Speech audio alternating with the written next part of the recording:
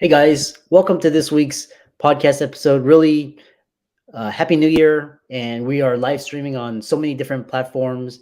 And we thank you for your time and attention. Today, I've actually got a very interesting guest for you today, Shanti Hershenson. And she is actually a teen author. She's actually written 26 books, 13 published. You can all check it out on Amazon in the links. And she is a prolific author, writer. And today's talk is going to be all about being prolific and talking about writing across genders, balancing act, leveraging social media. She's actually got over 50,000 followers on TikTok promoting her books and just life in general. So, as well as responding to the haters and the critics. So, Shanti, welcome. Thank you so much for having me. Yeah, I like to. This is a business podcast, and you've had success at such an early age. Most of my guests, they're in their 30s and 40s, but you've done it. You get it. So you're the generation that gets it. So talk about set the stage for what you do, your work, and we will dive right into the conversation. Yeah, of course. Obviously, my name is Shanti Hershenson, and I'm a teen author. Ever since I was 12 years old, I have been self-publishing professionally using Amazon's Kindle Direct Publishing. And over the years, I've really established this online community and a pretty strong readership. It was not honestly what I was expecting at all. Just the more I wrote, the more I really wanted to share my stories with the world. And that kind of transformed into learning more about the business side and learning about marketing and promotion and advertising. And just from there, I've kind of just grown into this really cool career that I just want to do for the rest of my life. Yeah. And so what's interesting is I always love to ask authors and just people early beginnings and what prompted you to just start becoming an influencer at an early age. Share with us what inspired you and your like what motivated you. So I started writing my first book in the middle of the pandemic, and I was stuck at home and I was really, really, really bored and I had just nothing to do. And I was like, well, I want to create something. So I started writing this novel. It's called Biome Lock. It ended up being so long that it was split into three books, and the first two have been published. The third one is still in editing. And I don't really like those books because they're so old and I feel like I've written so many better ones, but those were that's the beginning. And originally, I didn't even think I was going to publish what happened was as I wrote and I was putting so much time into the book that I was like, well, when I'm done, what am I going to do? And because, I really love writing. And even if there was no one to read my work, I would still write. But it is kind of a great feeling to have other people read it. So I started researching publishing. And then as I was writing, I would look into all the cool possibilities. And it just appealed to me more and more. And also, I didn't even know what to do. And I was like, so I started my Instagram account. And that was my first big kind of marketing thing where I would make these Instagram posts and I would try to promote my book. And I also noticed how TikTok was really rising among authors and readers because this was now around, I would say, 2020, 2021, where book talk was becoming this thing. And that really changed the publishing industry. Hmm. So I believe it was in July of 2021, and I was 13 years old, and I created my TikTok account. And I was really, for some reason, against TikTok for marketing. I don't know why. I just didn't think I could do it. I was like, oh, this is probably a bad idea. I mean, it's TikTok, it's a dancing app. But what I realized was actually it was one of the biggest things I've done. And that's currently my most followed social media platform. I have 60,000 followers on there. And I've met so many people through TikTok. I've had so many books just blow up. And honestly, it completely changed my career. But I was against it for so long. And just from there now, I've just learned all these new things about marketing. And I do a lot on TikTok. I do a lot on Instagram, but I'm also expanding too. And that's been really, really cool. Oh, yeah. One of those things is you mentioned is basically I had mentioned that the young generation millennials started the trend, but the Gen Z and now Gen Alpha, they just get it. They understand that a job's not going to be there, government's not going to be there, social security is not going to be there, so you have to go onto these platforms to promote yourself and influence people and build your community and your tribe. So, share some insights on how social media, particularly you mentioned TikTok, but there's others as well, can be effective tools for authors to market their books and connect with their audience? So I think TikTok is there's a really good variety of people like on TikTok. For example, I've seen there's like adults on TikTok, but the main demographic is teenagers. So for me, I write a lot of young adult books, and of course, my ideal reader probably has TikTok. And then what I can do is I research a lot of trends. I look at what other authors are posting and I see what kind of books are trending. And that I would say that doesn't affect what I write too much, but it does affect how I promote it. Where, for example, if one of my books has a romance plotline in it, maybe that's not even like the main focus of the book, but if there's romance in it and romance is what's trending, then I can make videos promoting that part of the book.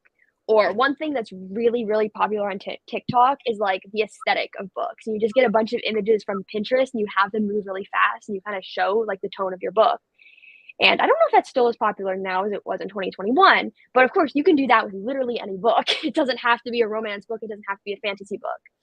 So really being able to like research what's working and what the audience likes, and I think TikTok really allows you to do that really nicely. Otherwise, what you can do is you can just post a bunch of different kinds of videos. For example, one thing I do is just general TikTok trends. It doesn't even have to be about writing, it can be anything. And I try to make it about my book somehow. And sometimes that's really tricky, and sometimes it's really easy. Of course, I can't do a TikTok dance holding my book. I feel like I've seen that actually. I don't do TikTok dances though. But there's other things you can do where if there's a trend where you're like telling a story, you can like tell the story of your book, if that makes sense. And then otherwise, just making a variety of posts, then you can see like which ones do really well. So for example, I noticed that there's a type of post I do where I like share like how many books I've written and my age, and then I share what the video is about. So for example, the video I posted last night was like, I'm 16 years old and I'm preparing to publish my 17th book. This is the like official synopsis.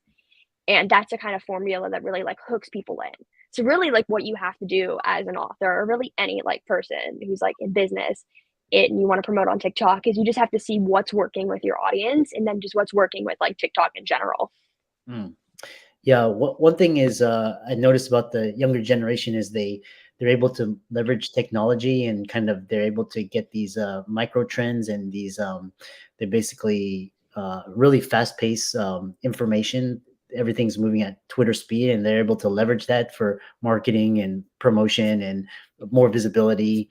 Um, which also brings me to my next question is, um, because now teens and people in their 20s, they figure out TikTok and Instagram and YouTube, all these platforms. And some of the questions I get from my colleagues kids are they don't want to waste 500K on education. They can leverage their experience. So what is your plan in terms of further education? Are you planning to do other things, or are you going to be a influencer creator because you've had so much success early on? I definitely really want to balance both because I think going to college and getting a degree is something that's really helpful in case, also it's like something you can fall back on, but it's also like the experience I really want. I do think when I go to college, I'm going to study something writing related, whether it's like creative writing or screenwriting. I also really like screenwriting and like writing films, so I'm not as good at it as I am with novels. But I don't know if I would ever major in English because it's just a lot of like reading and I like to read, but I don't like reading the books they assign for school, if Yeah. that makes sense. But I do think like creative writing, because there's always something you can learn. Like, for example, I took a creative writing class my freshman year of high school, and I was like, well, I already know a lot about writing. I don't know what I'm going to learn. And then I end up learning like a lot from it. So I think that's definitely a class that I would take in college and potentially major in.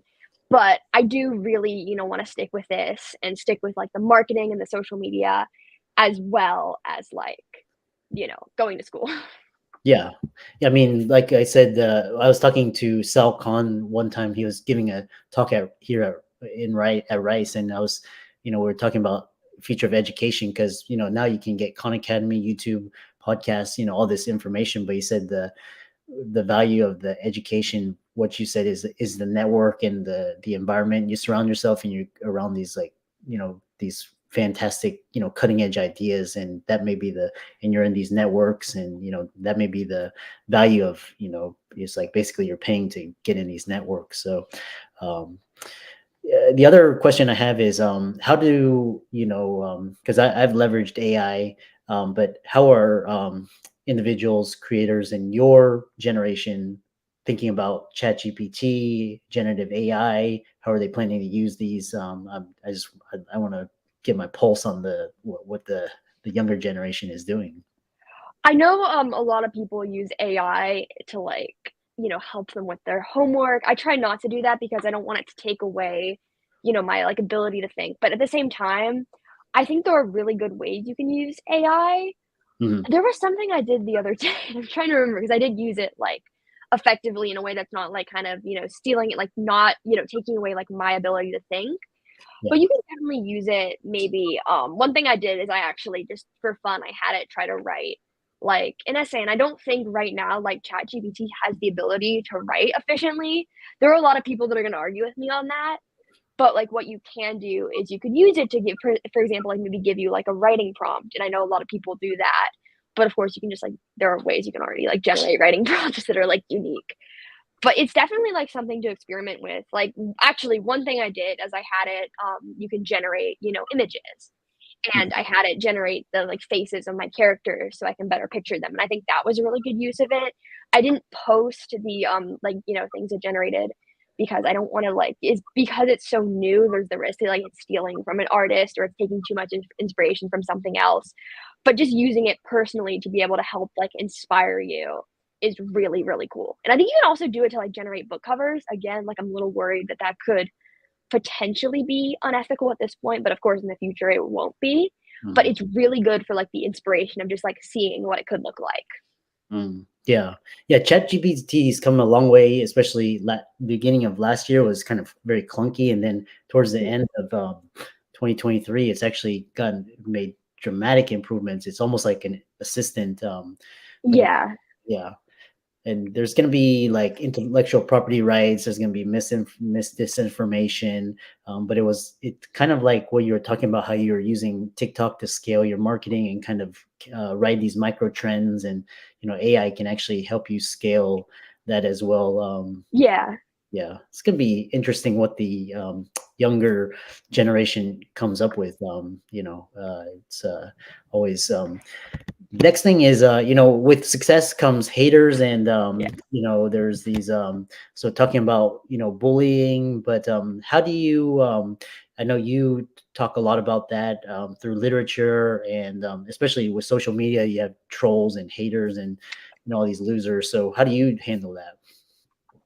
So, especially, like, on to begin, like, on social media, there are a lot of people who are just gonna not like you for being you. For example, I have a lot of people comment on my post, and they're like, you didn't write those books," and they'll, like, accuse you of all this stuff, and really the only thing you can do is just ignore it, and I tell that to so many people because basically every author I know has dealt with some kind of online troll or maybe a negative review that just is mean, Yeah. and really, I kinda, like, almost, like, laugh at it. That's kind of mean of me to say, but it's true, is you just have to, like, ignore it. And honestly, I feel kinda bad for the people that troll others online because often I think it just comes from a place of jealousy, and if you can understand that, then you can just kinda let it, like just ignore it and just, like, let it happen. Sometimes if I find, like I don't actually get, like, that many mean comments online, but if there are any, I just delete them. I don't need to see them, no one else needs to see them, that can just stay with the person who wrote it. Hmm. And then as for, like, in-person bullying, which I write a lot about, especially, with, like, in school, Hmm. I've always found that writing has been really, really, like, cathartic for me, and it's been really healing, and I Hmm. think those words are just synonyms of each other, but you know what I mean. Yeah. I always use it as a way to, like, cope and get through my issues. So being able to write about, like, my own experiences and like, subtly incorporate them in my books has really, really helped me. Hmm. Yeah, it's interesting because I've had a podcast guest earlier today, and she was talking about the same thing. Like the haters, they come from a place of they haven't done what you've done. So, and then you look at them like 1 year later, and they're still doing the same thing. So they just go nowhere. So just like I said, I just kind of delete, or just don't respond to the comments. I mean, it's very easy to Yeah. block somebody. So. Yeah. So kind of, kind of we're towards the end of it. You've written various genres: science fiction, fantasy, historical fiction, and how do you navigate challenges in writing in different genres? What is your creative process, and like what drives your interest? How do I'm just curious how people use their creative process. Well, I'd say every genre has its own struggle. For example, I wrote a high fantasy novel last year, and I was just trying to like create and shape this like whole new world was so challenging. But when I was done, it was like beautiful. And then, for example, the book I'm writing right now is a very like high school, contemporary book that highlights a lot of like social issues and really finding ways to balance all these issues and keep the characters still acting like teenagers because they are. And I think that's a good, struggle for like the contemporary genre. But overall, they're not issues that prevent me from writing in the genres. And I think like I really want to write like everything. I really want to write like historical fiction at some point. I got to do more fantasy. It is a challenge. But and then in terms of my process, what happens is I'm always writing a book and I'm always editing a book. And Mm, it's a little hard for like to explain at first, but what I do is I have a first draft and I have an idea for a book and then I write that first draft. That usually takes around 1 to 3 months. It depends on whether or not I'm in school and how long it is and how much time I have and how like quickly I'm writing. But once I'm done with that first draft, I always set it aside because you know, I think if I jump back right into it and go right to the start, I'm going to miss a lot of errors that I might not notice. Whereas if I like take a break from the book, I'll like notice it a lot more and I'll be able to really read with a new perspective. And then I'm also at the same time, I'm editing a book and I do multiple rounds of editing. It can be very challenging. And I don't edit every single day. I edit on the days that I meet with my writing coach because then we can really read through it and like look for plot holes. But I always do, a few rounds and then she reads through it. And then sometimes I'll like go through and read it one more time if I like want to. Sometimes I do, sometimes I don't. It depends on how long the book is and how like if there's anything I'm still like unsure about. And mm. then I set a release date for the book and I do all my marketing and I go back and I'm writing another book and I'm editing one and it just keeps going. Yeah. Yeah. Then kind of like because I'm very I like to evaluate risks. So, especially with these distribution channels and, there was talk, I think last year, they're saying they're going to ban TikTok or, a lot like my niece's university, you're not allowed to access TikTok through the university Wi-Fi. So how are you hedging? Because you get a lot of views and, you market your book through TikTok, which is very powerful. Like you create a viral post and it can just it can get millions of views and downloads, all of that. So what do you do if TikTok goes away or changes the algorithm or banned? What are you thinking about? So I try to use TikTok as a tool, but I think definitely when I was in middle school and promoting my books, I relied a lot more on TikTok than I do now. Uh-huh. So right now, what I'm doing is I make my posts on TikToks, I experiment with TikTok ads. But what I also try to do is I try to find other methods of marketing that aren't at risk of like being banned or it not working or and from there, I find that if I have multiple different outlets that are giving me book sales, for example, I do a lot of like newsletter promotions and I've started experimenting with Amazon ads, then what I find is that overall, TikTok brings in a lot of sales, but if I lose it, it won't be a like detrimental blow to my career and I'll still get sales and I'll find a way to overcome it. Mm. And how are you leveraging communities? Because a lot of book creators, they leverage communities now. There's like Facebook groups and there's Patreon. There's especially for writers, there's Substack, Medium, email newsletters, all of that. What I've noticed is the biggest community that's really supportive and like interested in my books is other teen writers. So what I did, and I started a Discord server when I was in 8th grade actually, and I'm in 10th grade now. Yeah, yeah. So it's been a long time. And what I do is it has around close to 1,000 members now, and it's all people who are like writers and teenagers, and they're very supportive. Of course, we buy each other's books and we promote each other's books, and that also definitely gets a lot more sales. As well, I try to be pretty active on my social medias. For example, I respond to as many comments on my platforms as I can, and I get a lot of DMs. I think I have like 30 message requests on TikTok right now. And Mm, I try my best to, like, answer as many questions as I can, although a lot of the time there are questions that maybe I don't know how to answer, maybe, like, I don't have the time to. But if it's, like, a really, like, creative question, then I'm gonna respond to it. But if it's something that maybe, like, could be Googled or is not, like, a imminent question from someone, then I might have to wait to respond to it because, of course, I can't spend my all my time responding to people. But I yeah. do try to respond to as many people as I can, and if people comment asking for tips, I'll also, like, try to respond. Yeah. And how do you balance social media, fame, celebrity, and safety, especially, such a young entrepreneur as yourself? I have to be really careful online with, like, who I'm talking to and, like, I try to, be aware of, like, who's talking to me online and if something they say make me comfortable, which has happened. I've had people say things and I'm like, I don't really like that. Mhm, And if that happens, I will often just block people. mhm, I've had, sometimes there's like these like, random old dudes that'll message you and they'll mhm. be like, tell me about your books, and I'll respond. But then as soon as it starts to get like a little creepy, I'm just like, nope, I'm out. Uh-huh. At the same time, I do occasionally do TikTok lives, Yeah. and I have to admit those can be a little risky because anyone can join. And occasionally I've had some people like make me uncomfortable. And what you do is you just have to like restrict them. Or for example, when like I'm communicating with like, designers like for my book covers or anyone marketing related or podcasters, I try to keep the conversations like strictly professional. Uh-huh. And that can be really tricky sometimes, but I really just try my best to like manage everything and make sure nothing is crossing any boundaries for me because I am definitely someone who puts up like boundaries online because I understand the risks and I know there are a lot of teenagers that maybe don't do that. And I also this extends to my communities too, where we have to make sure that no one under the age of 13 joins as per the Discord terms of service.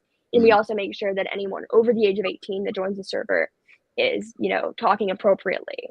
So mhm. really, I keep up boundaries and I try to keep myself safe and then I keep those in my circle safe as well. Mm. Yeah. Fascinating. How can people find out more about you, check out your books, follow you on social media, et cetera?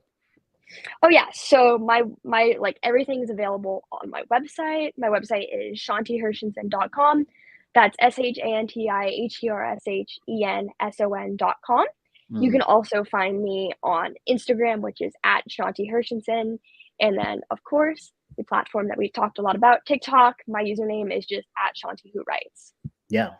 And for all the audience out there listening, Shanti, very young, successful entrepreneur, has the whole world ahead of her, and knows how to leverage technology, social media, trends, AI, and be sure to check out her books on Amazon, and follow her on Twitter, TikTok, Insta. And with that, thanks so much for coming onto the podcast. Thank you for having me.